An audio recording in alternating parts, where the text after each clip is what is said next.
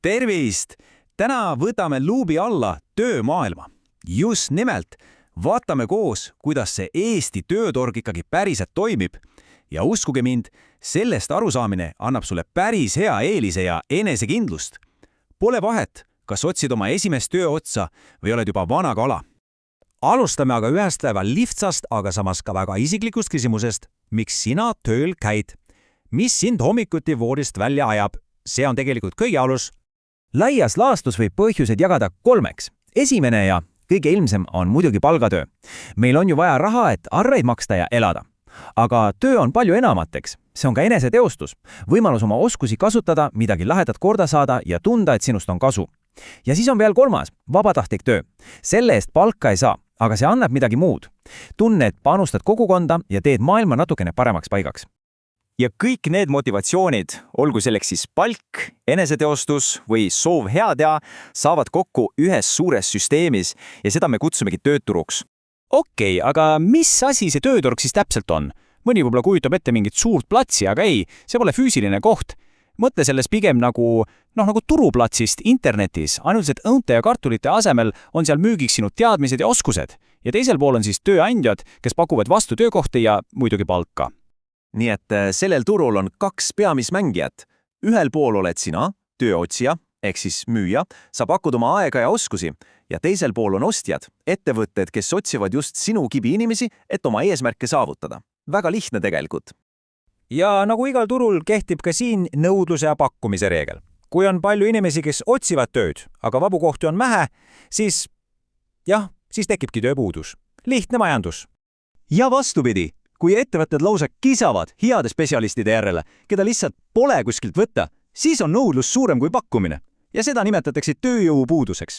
See on muide see olukord, kus sinul kui tööotsijal on palju paremad kaardid käes, et näiteks palga üle kaubelda. Aga liigume edasi. Mis siis saab, kui see kauplemine on vilja kandnud? Kui sina ja tööandja olete teineteist leidnud ja tingimustes kokku leppinud, siis sünnibki ametlik töösuhe. Selle suhte vundamendiks on tööleping. Ja ma rõhutan, see on kriitiliselt oluline dokument. Ära kunagi mõtle sellest kui mingist formaalsusest. See on juriidiliselt siduv kokkulepe, mis kaitseb nii sinu kui ka tööandja õigusi. Enne kui sa sinna oma allkirja paned, veendu alati, et 4 asja on selgelt ja üheselt kirjas. Esiteks, mida sa täpselt tegema hakkad? Teiseks, kui palju on sinu töö ja puhkeaeg? 3. Mis on su palganumber? Ja 4. Kuidas ja millal seda makstakse? See on absoluutne miinimum. Nii, leping on sõlmitud.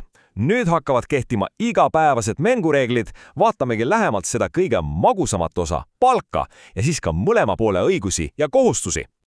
Räägime rahast. Eestis on 2 sõna, mida peab une pealt teadma. Bruto ja neto. Brutopalk on see suur ja ilus number, millest räägitakse töövestlusel ja mis lepingusse kirja pannakse. Aga netopalk on see, mis päriselt sinu pangakontole potsatab, kui riik on oma osamaksudena kätte saanud. See on see reaalne raha, millega sa arvestada saad. Vaata, siin on see protsess ilusti näha. Lepingus on alati brutopalk.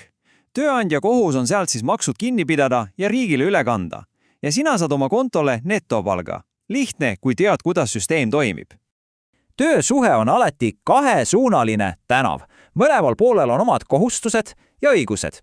Tööandja peab sulle palka maksma ja tagama, et sul on ohutud töötada. Sinu kohustus on teha kokkulepitud tööd. Samal ajal on tööandjal õigus tööd korraldada, aga sinul on vastu õigus näiteks puhkusele ja õiglasele tasule. See peab olema tasakaalus. Aga mis siis, kui asjad lähevad hapuks?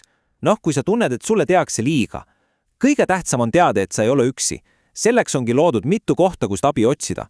On ametiühingud, mis on nagu sinu ja su kolleegide ühine seljatagune. Siis on töövaidluskomisjon, kui on vaja kiiret lahendust, ja tööinspektsioon hoiab silma peal, et kõik oleks seaduslik ja ohutu.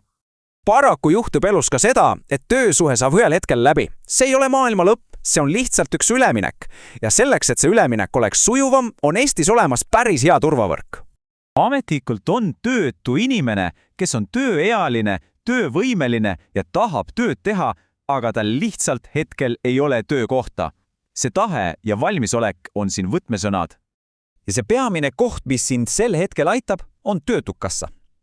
See on sinu esinene peatuspaik, kohe kui oled töö kaotanud. Ja nad ei paku ainult rahalist tuge. Kaugel sellest? niipea kui sa end Töötukassas arvele võtad, avaneb sulle terve pakett.